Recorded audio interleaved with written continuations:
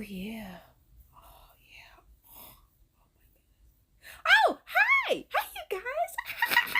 We have a story that has been emailed in. If you have a story that you want me to read, feel free to email me at justshani1@gmail.com. The link is in the description along with other links that you should, check out, okay? Let's get into this story. I am so hyped. Thank you so much for sending in this story. Hi, hope all is well in your neck of the woods. Lol. Okay, so one thing that has always freaked me out and scared me and I refuse to mess with is anything demonic.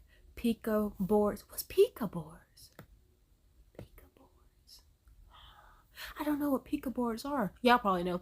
Pika boards, possessions, etc. In my early 20s, I was over at a guy I was dating house. He had a couple of friends stop by and we were all drinking, having a good time until ...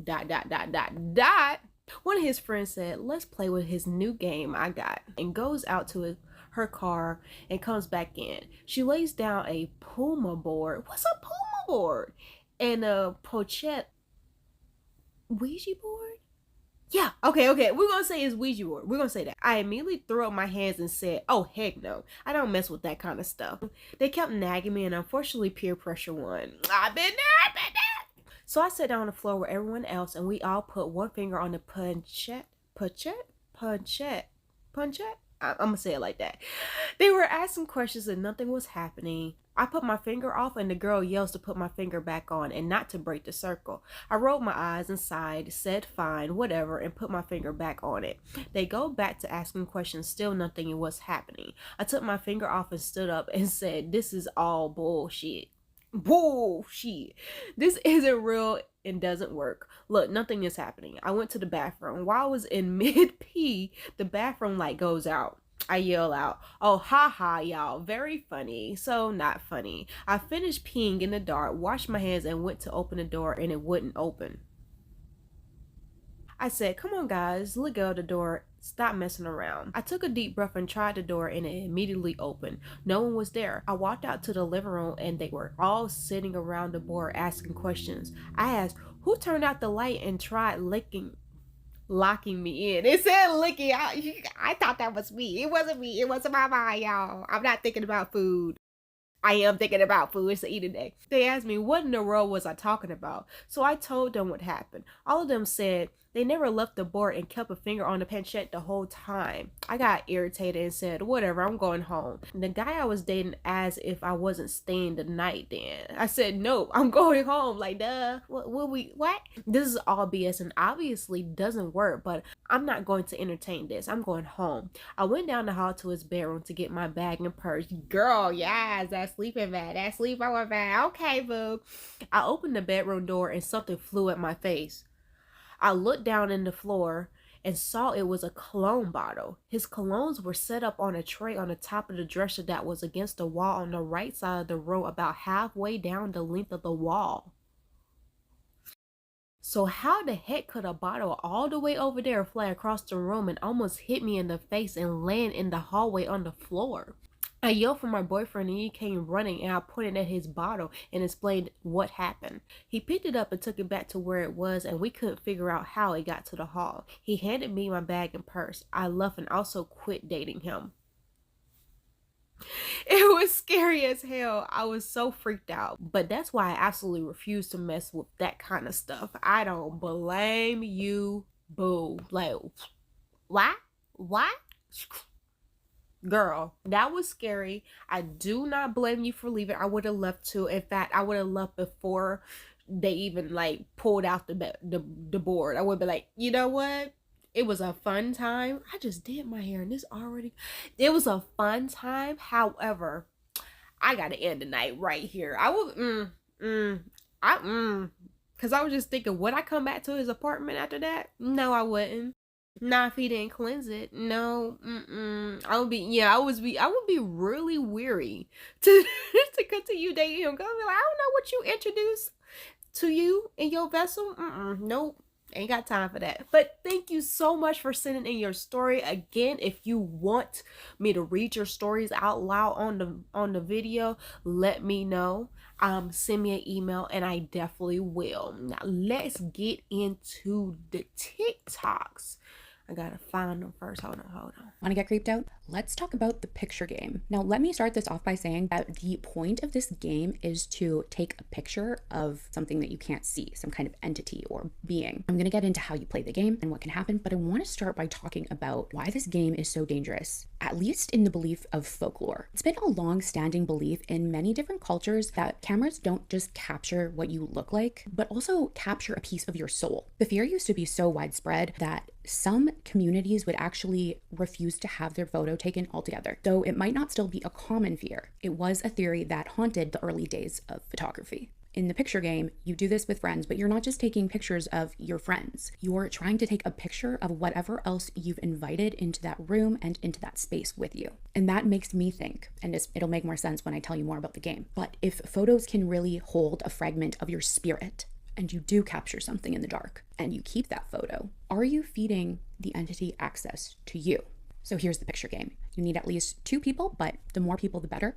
You put a glass of wine or some kind of alcoholic beverage in the middle of a quiet room where you're going to play this game. You then tie a string or a rope together at the ends and make it a circle around the cup. This wine or alcoholic beverage is your offering. Actually, paranormal investigators often do use things like alcohol as an offering for spirits. The circle should be big enough that everyone who is participating in the game can sit around the circle, not inside of it, but outside of it. So everyone sits outside the circle and no one is to go inside the circle. Everyone is then to place a mirror in front of them. So everyone needs to bring a mirror. You place it on the ground in front of you, facing upward, and this is outside of the circle. Someone turns off the lights, you're all sitting around the circle, and everyone is supposed to join hands and close their eyes. Then one at a time, okay, take your turns, each person says, "I trust you." And then in unison, the entire group of people, or however many people there are, say, "The door is open, please come in." You say that 3 times. So you are inviting something,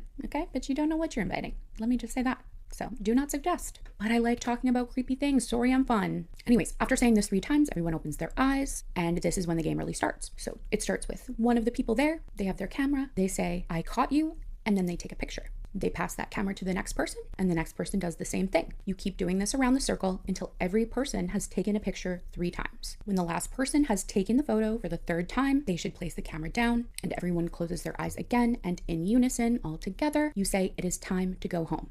3 times. Then everyone turns their mirror upside down. Someone can turn the lights on, and the game is, kind of over, but not really. This is where you and the people you're with review the photos and look closely in case there's anything unusual. Has anyone ever tried this? If you have, did you capture anything crazy? Did you capture anything creepy? I want to know. Stay tuned for commonly asked questions on this one and for more information about photos capturing the soul. Again, I do not recommend. I have never played the picture game and never will. It seems too complicated. It seems like a lot of stuff I gotta do. And,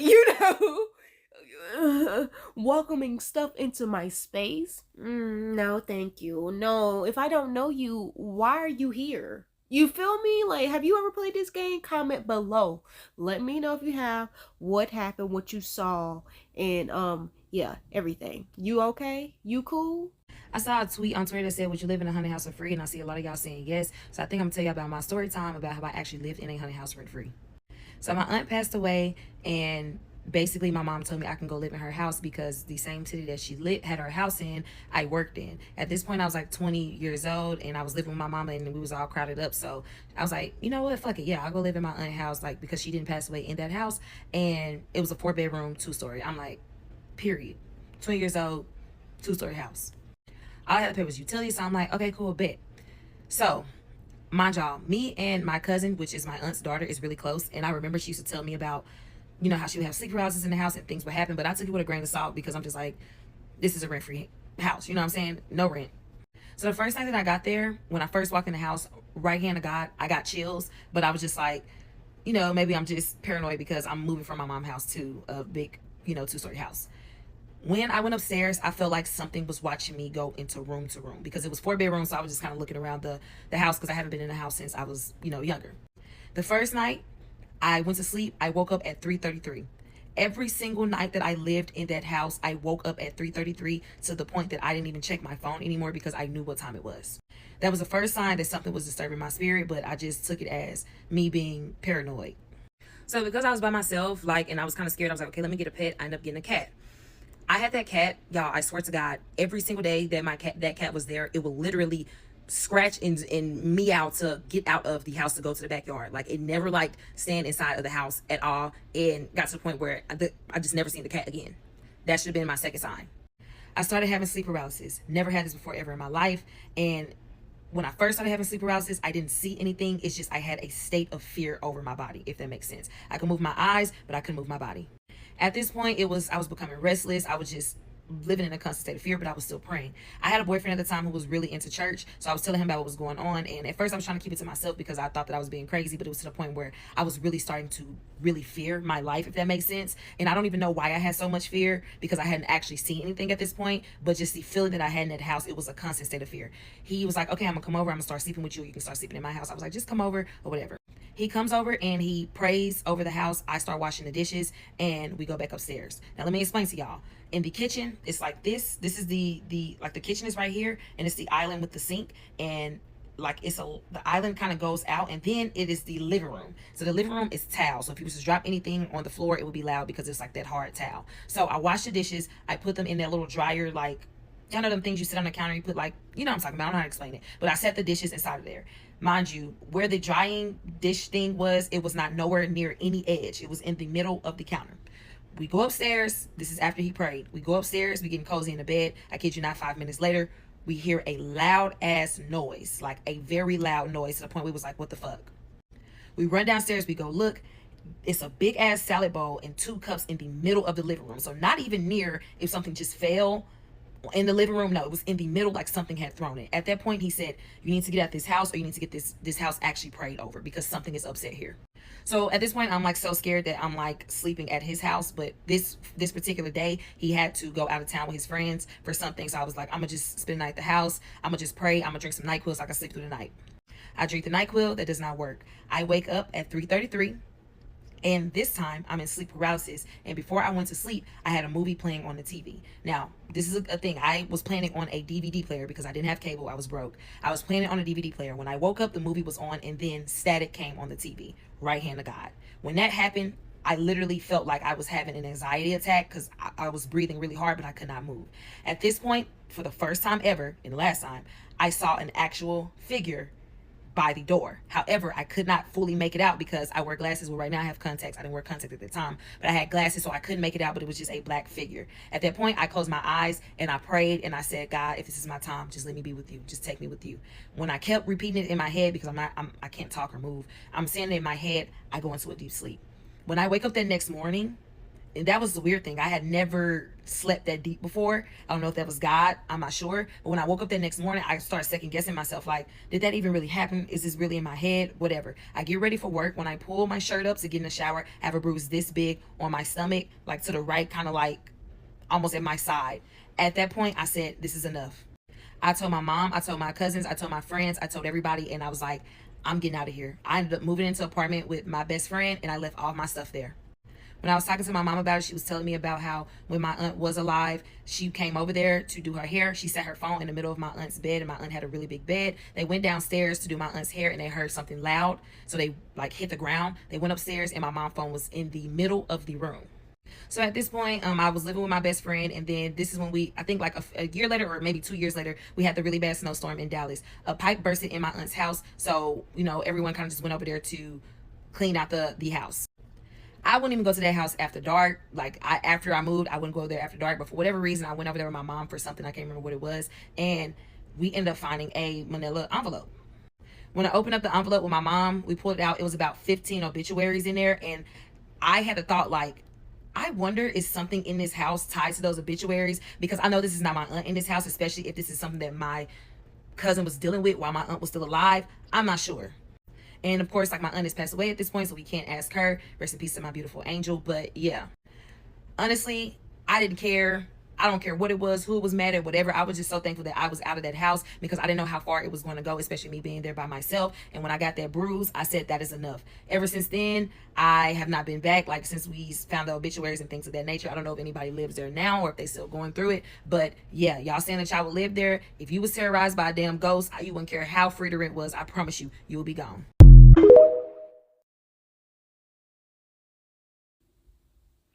Free rent though. A free house, bro. Girl, I would be there. I would be there. But before I go living in the house, I would do what I do with all the places I move in. Hey, grandma, can you come over and anoint and bless this house, please? That's what I would do. That's crazy to me. I want to know, because she doesn't specify if her aunt experienced it. Like, she says her cousin. What about her aunt? Like, I would like to know that. I want to know the stories about the cousin too. Like, you grew up in this house. What did you experience? Girl, no, that was too scary, honey. No, stuff was happening. That's how my sleep paralysis is. Like, I don't see anything, thank God, but I feel it. Thank God I haven't had sleep paralysis in a long time. It's been like 2 weeks now. So yeah, friend, no, that's scary. You see somebody and then you wake up with a bruise. I've had that happen too, sleep paralysis, and then woke up with a bruise, and I'm just like, but I also was just like, maybe it's me sleepwalking, so who knows what's going on. But no, friend, would have been fighting in my sleep. Like, you put your hands on me, bet. Fair game.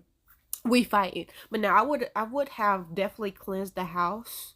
Definitely. And if I didn't know to do that, I would have been gone. I wouldn't even moved in. Like, that's wild to me. Too much going on. Stuff is falling. No, stuff was being thrown. It was aggravated. That's why you saw it that day, because your boyfriend prayed. But keep on praying. You did the right thing. Pray, honey. Pray. I have a story someone shared, and they start out by saying this. If I told you what I saw last night, you would not believe me. Like, I can't even wrap my head around it. So here it goes. Creepy story time. So this person says they went to go and do their laundry around 2 a.m. and they brought their oldest son with them. They put the laundry in, and then while they're killing time, they decided to go over to the local McDonald's to grab themselves a drink. They said the drive-thru was packed with about like 5 or 6 cars ahead of them. The line wasn't moving at all for like 5 minutes, and they thought that was kind of weird. So they decided they're gonna pop over into that second drive-thru line just to make things go quicker. So as they pull around, they look into the car next to them to see what they're doing and why the heck they're not moving. And then they said, I kid you not, both driver and passenger in that car looked unalived. They described it as their heads were both tilted back and their eyes closed, and they were motionless. So they're completely freaked out, and they're like, you know what, screw it, we're getting out of here. So they decided to drive around all the rest of the cars just to make their way out. And when they looked into the other cars as they passed by, every single passenger had their heads completely tilted back and their eyes were closed, all of them looking like they're unalived. So now they're in full-blown panic thinking, oh my gosh, maybe somebody unalived all of these people. They stepped on that gas and hightailed it out of there. So after they left, they had their son call 911 and they explained to the dispatcher what happened. A few minutes later, the cops called them back and said that everything was fine. Nothing was out of the ordinary at that McDonald's. They swear that's what they saw. They even described it as looking like one of those end of the world type movies. And yes, some people might chalk it up to you're overtired or hallucinating, but like they both saw the same thing. What are your thoughts? Let me know in the comments, and don't forget to follow for more creepy story time. We all know McDonald's food is to die for.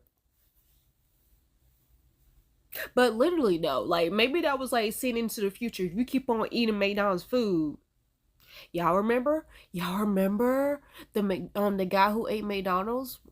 Rest in peace. He just recently passed away. I can't remember what was it. I think it might have been some complications, health issues. But yo, when he did that, I was tuned in, because for the longest we ate McDonald's every day, breakfast, lunch, and dinner. Like when my mom started dating this dude, it got introduced into our life. Like we ain't never ate fast food. And then he was just like, because back in the day they had like double cheese. Did they have double burgers for like $1 or something? Like it was really cheap. It was real cheap. It was a lot of us. It was like, what was it? It was 5 of us. So We saving money. I ain't never had a double cheeseburger. So yeah, friend. Wow. What she saw was scary, and I mean, washing clothes, especially if you're going to a public laundromat at 2 a.m. is already scary enough. When I was on campus and we had a laundromat in our building. Well, shoot, all of the buildings had that. Now that I think about it, but the dorm I lived in, you would be like, why y'all got a laundry? You know, like it's just like y'all don't even have AC. Y'all got a laundry. So it was in the front. It was in the front and the bottom. And it was just like, it was already creepy because where we were, it was already creepy. We were like right across the street from the nursing hall, which was closed because of so many unaliving. So it was already creepy. So yeah, friend, you could have been seeing things, or you could have just been seeing the future. But thank you so much for watching this video. Like this video. Don't forget to join the membership. For you members, there's a video up right now, brand new. Just put it out. Just click it now if you are a member. Don't forget. We're showing you some love and subscribe.